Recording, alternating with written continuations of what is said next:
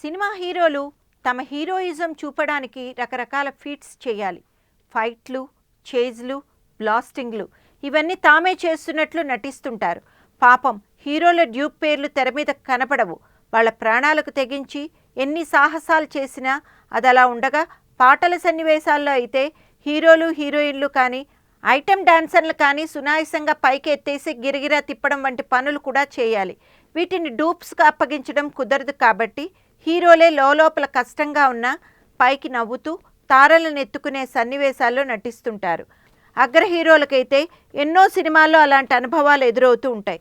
Megastar చిరంజీవికి కూడా తన తొలి హీరోయిన్ రేష్మా రాయ్ దగ్గర నుంచి శంకర్ దాదా జిందాబాద్ హీరోయిన్ కరిష్మా కొటాక్ వరకు ఈ తిప్పలు తప్పలేదు. ఒకసారి మెగాస్టార్ చిరంజీవిని, మీరు అలా ఎత్తుకున్న అమ్మాయిల్లో అందరికంటే ఎక్కువ బరువు ఉన్న వాళ్ళెవరు అని ఆయన క్లోజ్ ఫ్రెండ్ ఒకరు అడగగా సరదాగా వెంటనే చిరంజీవి, ఇంకెవరు, జయమాలిని అన్నారు నవ్వుతూ. మరి జయమాలిని బరువెంతో మీరే ఊహించుకోండి.